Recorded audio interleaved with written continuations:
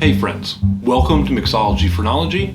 I'm Bitter Steve, and today we're going to take a look at the Hemingway Daiquiri, an absolute classic, designed with twice the rum and half the sugar for a drunken diabetic novelist.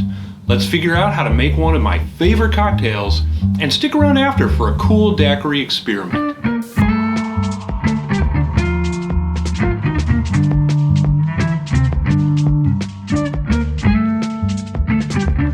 Originally designed at the Floridita bar in Cuba in the 1930s, the Hemingway Daiquiri never gained the popularity it deserved, possibly because of all the horrible iterations that came before it. The Papa Doble was 3 ounces of rum and a bit of lime juice shaken with crushed ice. The Floridita No. 4 left out the grapefruit juice, leaving just the pungent maraschino flavor.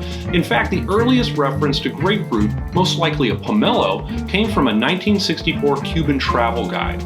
I am going old school though, and I've got a bunch of key limes, which would have been appropriate for the original recipe. These are much smaller and much more tart than the standard limes we use today.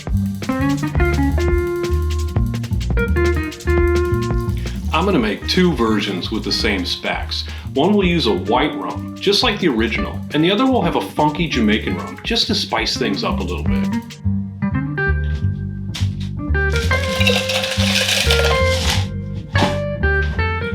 We're going to start with 2 ounces of rum, either the white stash or the stolen Jamaican, adding 3/4 ounce of key lime juice, and regular lime juice is fine too, ½ ounce of white grapefruit juice, and a ½ ounce of maraschino liqueur.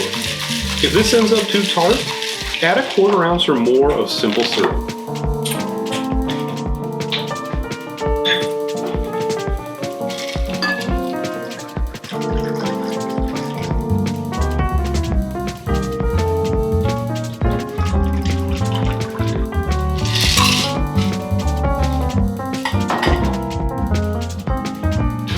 Wow, these look amazing. I love the color of a daiquiri, that off-white with just a hint of lime green. Let's taste this one.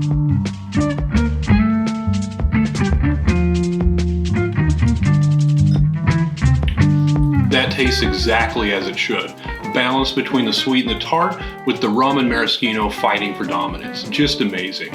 Now let's try this funky Jamaican.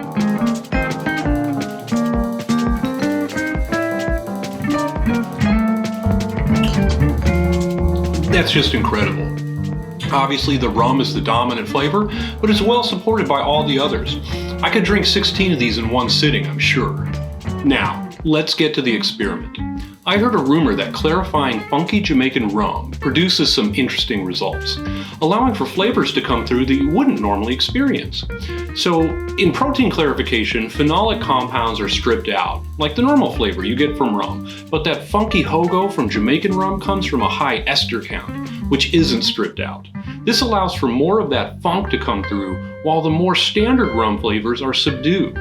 I already clarified a Jamaican Hemingway Daiquiri, and I started with a double-sized cocktail just because I wasn't sure how much would survive the process. It spent an hour undisturbed in the milk and then filtered through a coffee filter, just one time.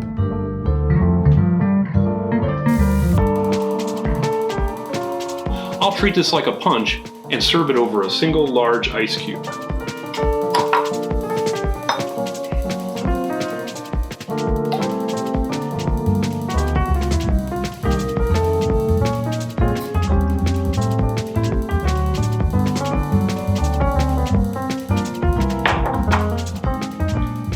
Look at that color. That is absolutely amazing. So let's check this out.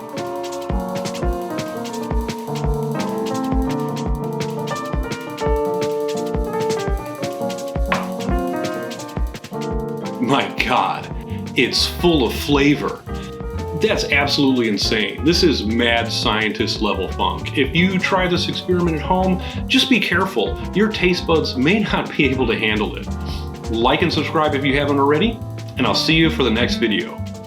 So that's 3 Hemingway Daiquiris down, 13 to go.